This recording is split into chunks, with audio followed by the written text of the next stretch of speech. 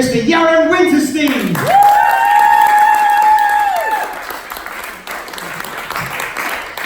Good evening.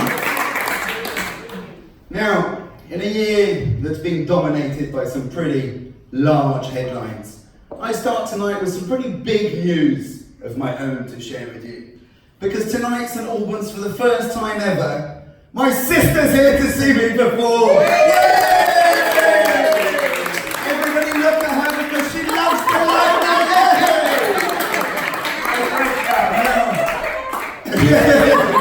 Now I should imagine you're almost certainly all thinking, with such a clearly, tremendously talented brother, why has it taken her to his 12th gig to come and see him?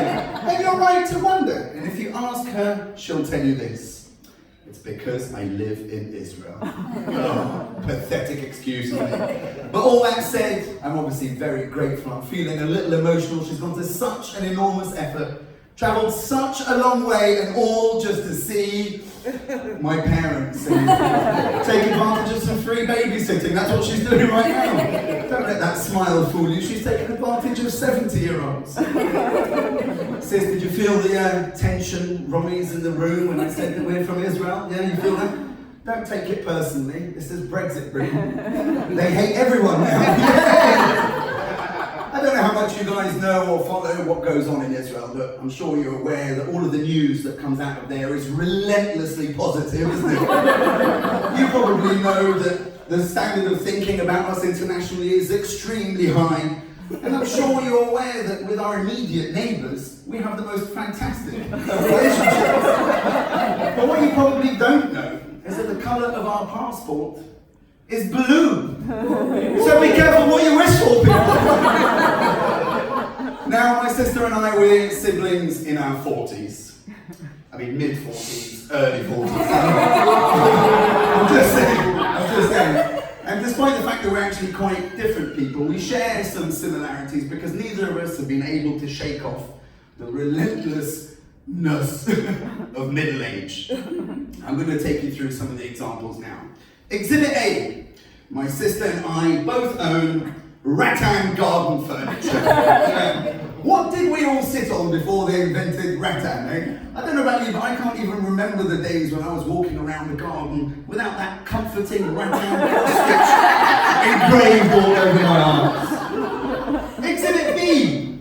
Neither of us drive cool cars, no. We drive shit heap wagons. And why is that? Well, because we need them to cart our children and their snotty little friends around. And also all the shit that they carry, the coats, the bags, the scarves, because God forbid you don't have enough stuff in the car, they may not have the opportunity to lose something at every stop along the way. You really know that you've given up on life a little bit when you start driving an MPV, right?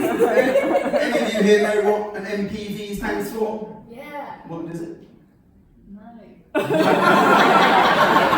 It's not no because the first letter is a no.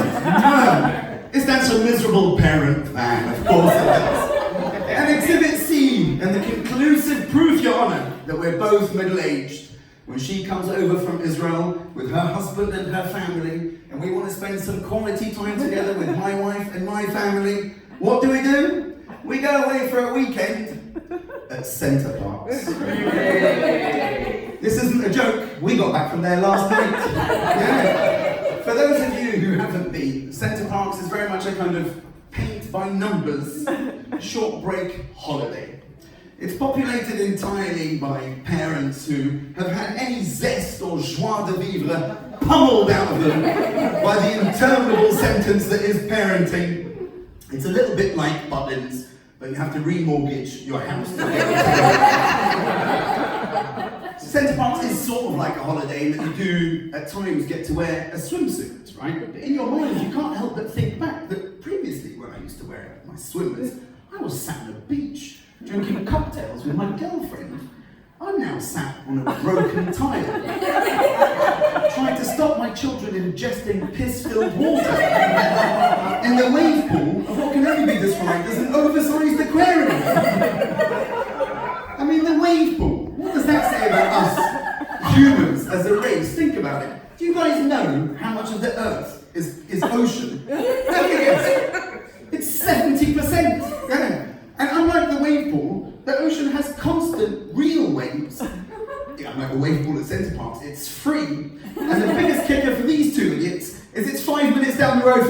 fucking lives. Yeah, but here we are, being summoned by a loudspeaker in the sky. If you haven't been, imagine prison tannoy, and it goes something like this. Oh!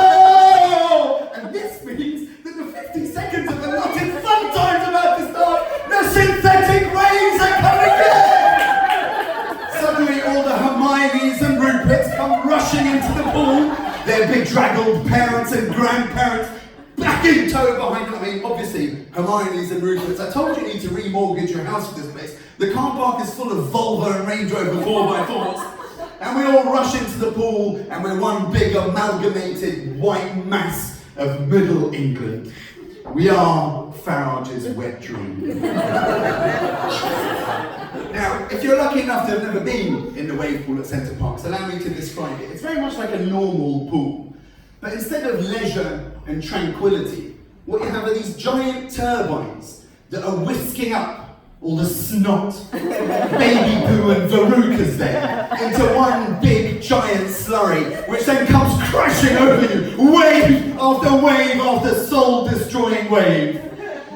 And if tragedy should come to pass, and you don't die, you'll relive this horror every 45 minutes. You come out from the pool and you look down at your body and you see yourself covered in a veneer of mucus, urea, and your own broken dreams. And you realise that you're stuck in this overpriced Groundhog Day entirely of your own making. Only, unlike Bill Murray, you won't be learning to carve ice sculptures, play the piano, or learn a new language. No, what you will learn is that buying that MPV was actually the high point of this decade of your life. You'll also learn that the very real devastation you feel when you're told by a 17-year-old lifeguard that, nah, mate, you can't go on there because that kid's, cock that up, look. He's only 17, he's not very sophisticated. You can't go on that slide because it's only for kids. Means that it's very really the end of your life. Every now and then, you catch yourself staring at another parent. He'll look at you, you'll look at him. And you notice, apart from the obvious death behind his eyes, that he's actually smiling. And you wonder to yourself, is it possible that he's enjoying this? Or is it more likely that the repeated trauma of his head slamming against some huge grandmother's arse on the wild rapids has left him delirious? Why? Because we're sitting in a greenhouse, people! We invented greenhouses to fool tomatoes into growing. And now what do we do in the morning? We wake up, we shout, we swear as we try to put the bike rack on the car, knowing full well the kids aren't going to use the fucking bikes. We drive halfway across the country listening to them bitch and moan, and it's the only reason that you're doing it is because of them. We drop a fortune to sit in a greenhouse and pretend to ourselves that we're having fun. Still an awesome weekend, wasn't it? Guys, you've been wonderful. Thank you very much.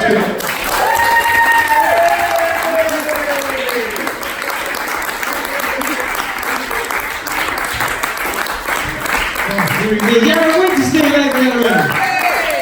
And more importantly, our international audience today, Gary Winterstein's sister. How's it like your sister got a big round of applause that you did? You brought back some particularly painful memories there, talking about the wave machine, because as a child I remember I nearly drowned in the wave machine in White City Pool.